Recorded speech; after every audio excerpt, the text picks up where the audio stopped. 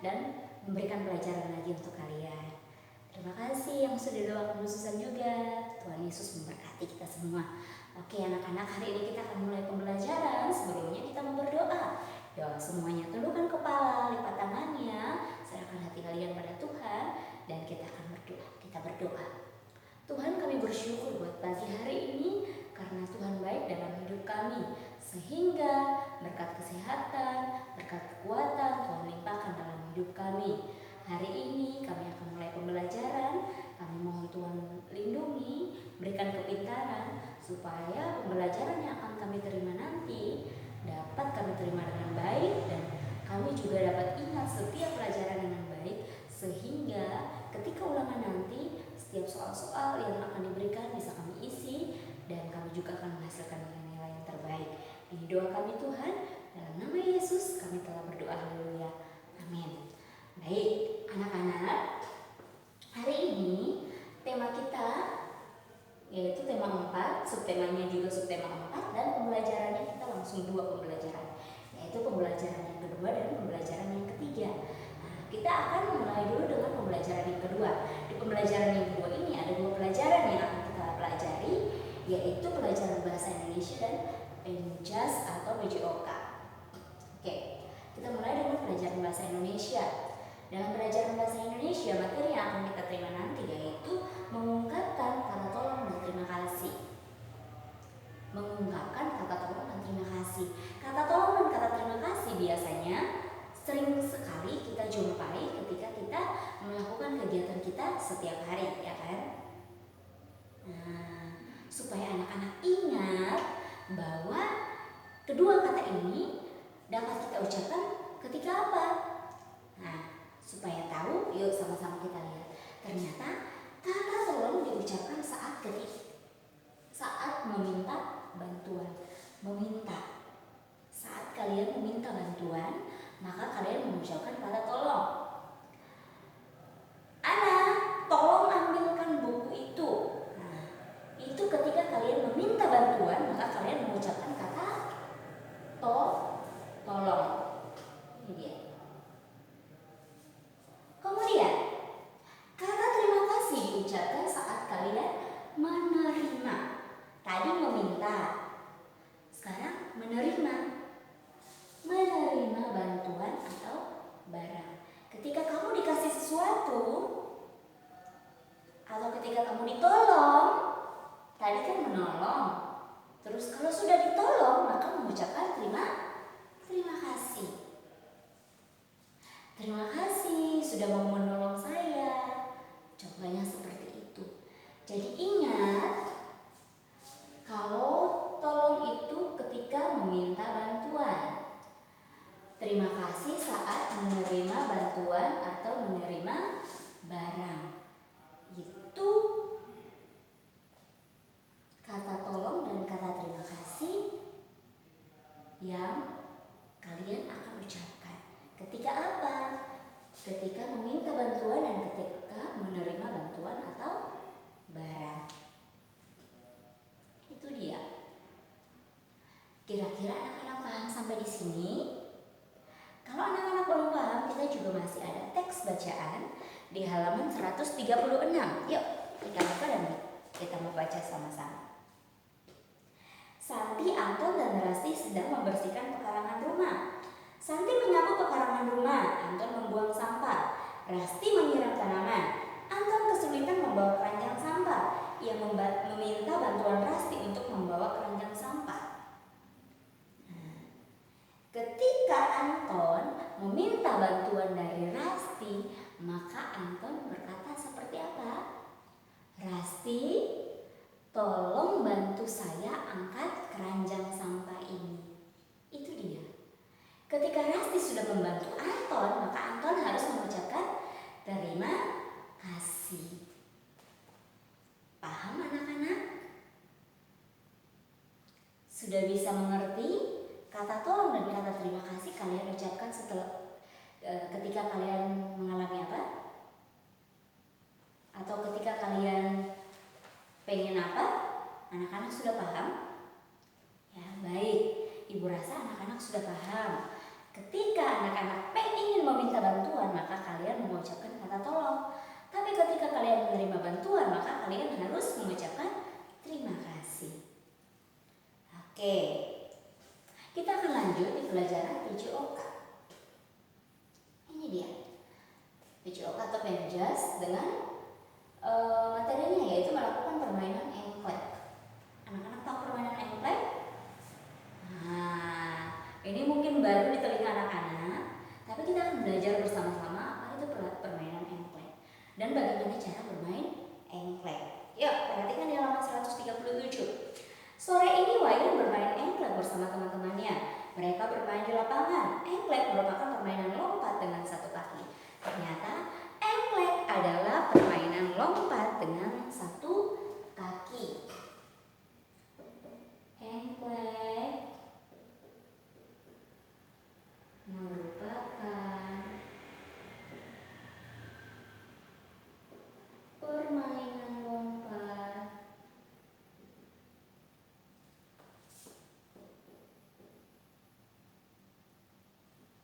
dengan satu kaki. Oke, ini dia. Engklek adalah permainan lompat dengan satu kaki. Baik, anak-anak, bagaimana caranya bermain engklek ini? Perhatikan di halaman 137. Yang pertama, kalian harus membuat garis start dan finish. Garis start berarti garis awal, garis finish berarti garis akhir. Ya, start berarti kamu posisi awal kamu berdiri, akhir atau finish berarti posisi akhir ketika kamu akan menentukan siapa yang menjadi pemenang. Itu garis akhir. Oke, itu yang pertama. Yang kedua, berdiri sejajar dengan garis start. Harus sejajar. Contohnya ini garis start. Jadi berdiri di sini. Berdiri sejajar. Yang ketiga, posisi badan tegak. Harus tegak. Kemudian salah satu kaki diangkat. Kemudian yang lain berdiri kukuh. Jadi kaki kamu satu diangkat, yang satu berdiri tetap, berdiri tegak. Kemudian yang kedua, yang keempat, kedua tangan digunakan untuk menjaga keseimbangan. Berarti tangannya direntangkan boleh, mungkin diginiin juga boleh. Nah, kemudian melompat dari garis start sampai di garis finish. Nah, anak yang akan sampai duluan di garis finish maka dia yang akan menjadi pemenang. Perhatikan contoh. Ini di depan ibu ada garis. Ibu berdiri. Yang pertama berdiri tegak. Setelah itu satu kaki diangkat.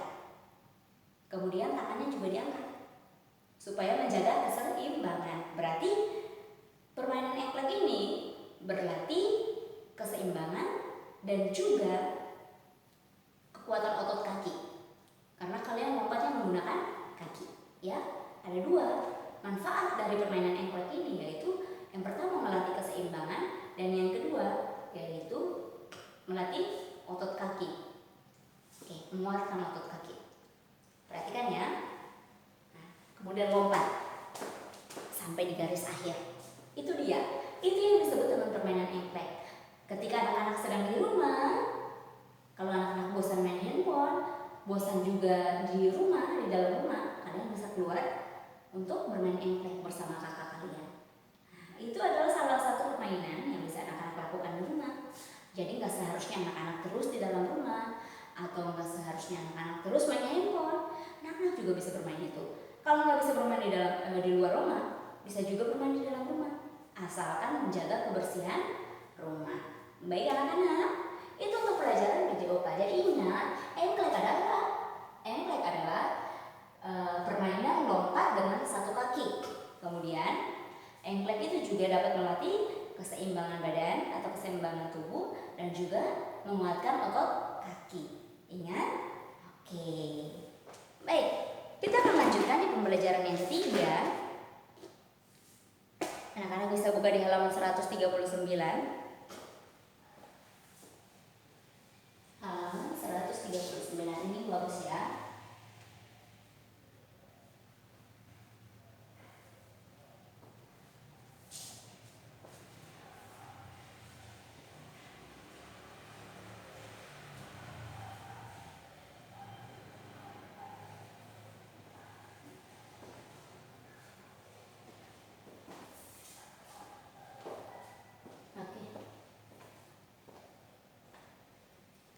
Di halaman 139 ini juga pelajaran yang pertama yaitu pelajaran bahasa Indonesia. Hari ini kita akan membacakan teks bergambar. Membaca teks bergambar.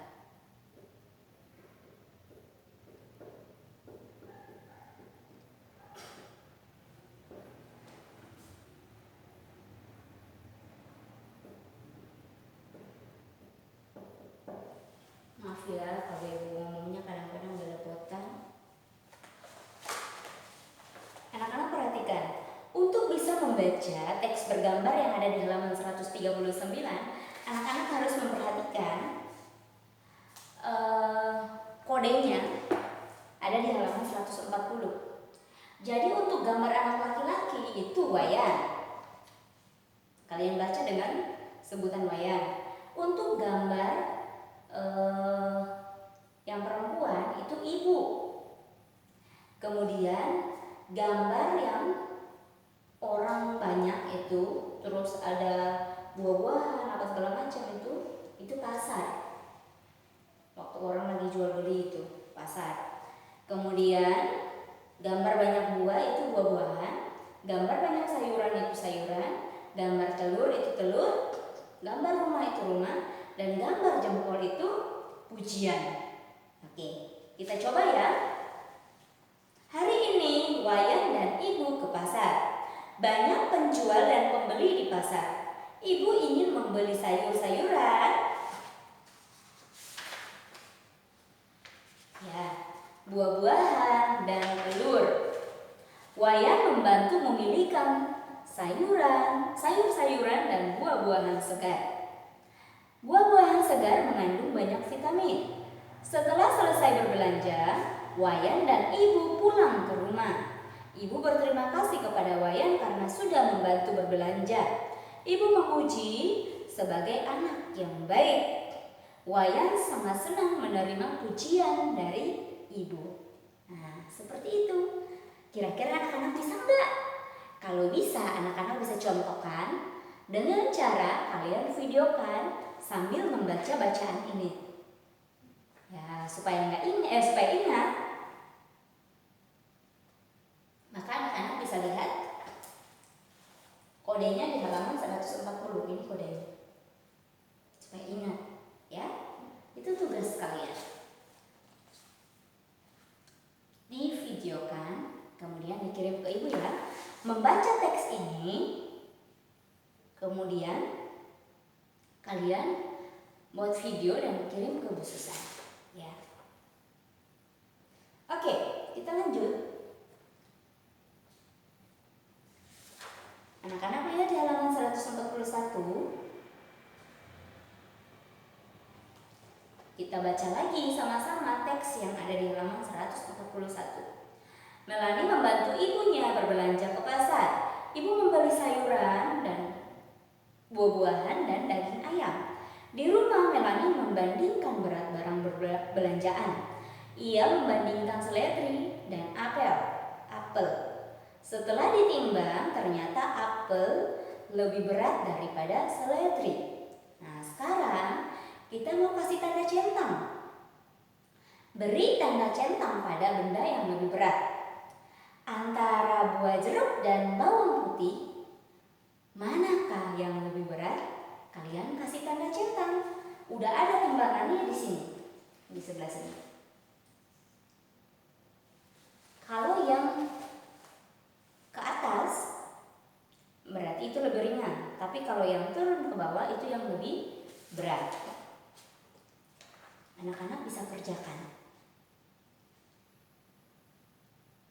Setelah itu ada juga tugas yang harus dikerjakan yang ada di halaman 142. Ini pelajaran matematika ya. Kalau sudah sampai di membandingkan ini, itu sudah masuk di pelajaran matematika. Oke, ibu mau tulis lagi di sini. Ini pelajarannya tentang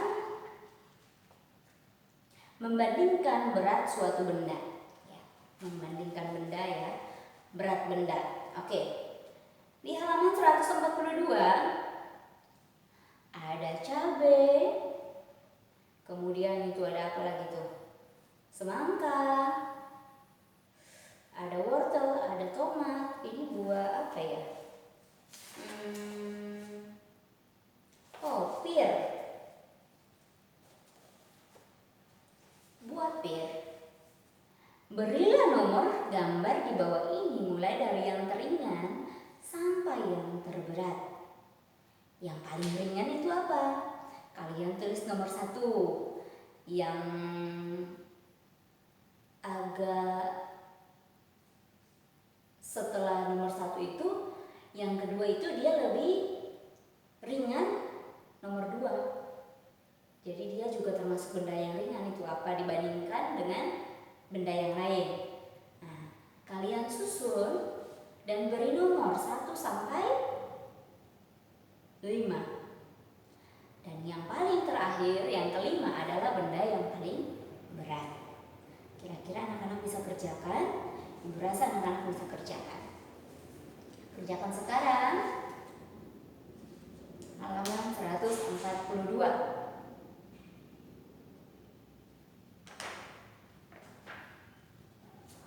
Kalau sudah 142, kita juga akan lanjutkan di halaman selanjutnya tentang mengetahui alas kaki yang dapat digunakan sesuai waktunya. Mengetahui alas kaki yang dapat digunakan sesuai dengan waktunya. Kira-kira? Oke. Itu adalah pelajaran PPKN. PPKN.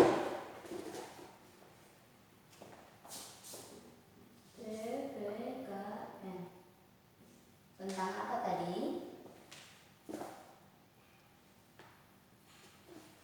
Tentang mengetahui alas kaki yang tepat.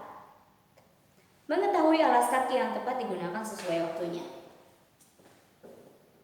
Mengetahui alas kaki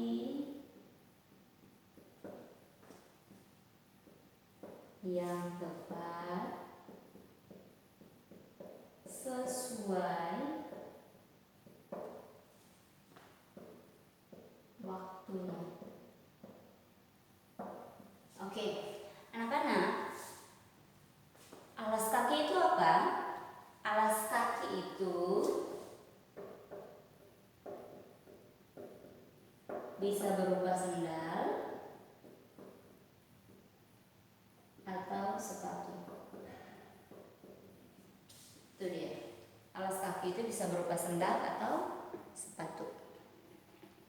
Kita lihat dulu ya yang ada di halaman 143.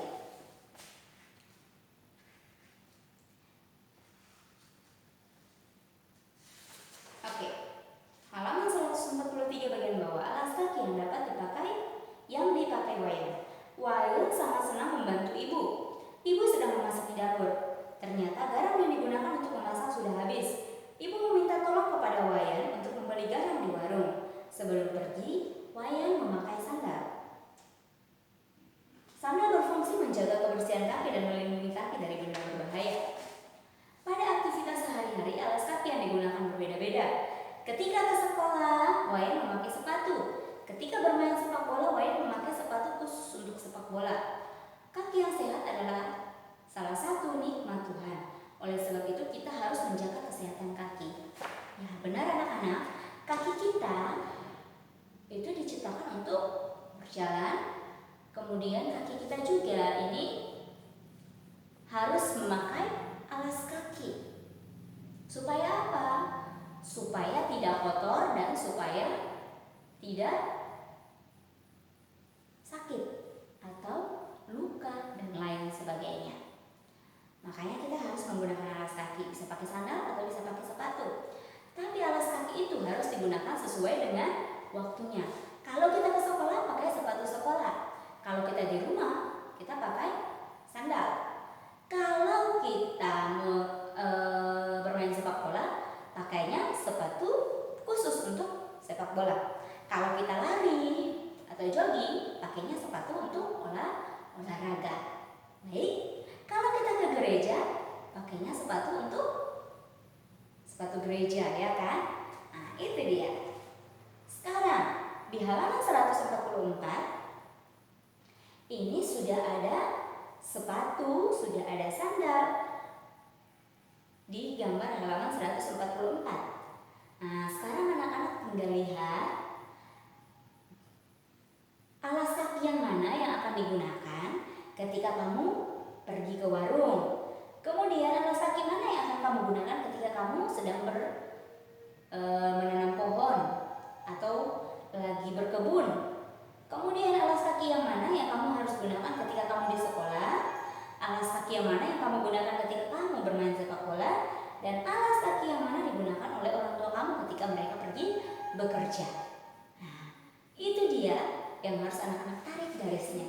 Tinggal tarik, hubungkan dengan sepatu yang cocok dan sesuai dengan waktu masing-masing. Ini saja untuk tugas kita. Ibu rasa anak-anak dapat mengerjakan semuanya dengan baik dan anak-anak juga bisa mengerjakan dengan senang hati. Baik, terima kasih untuk hari ini. Tuhan Yesus memberkati.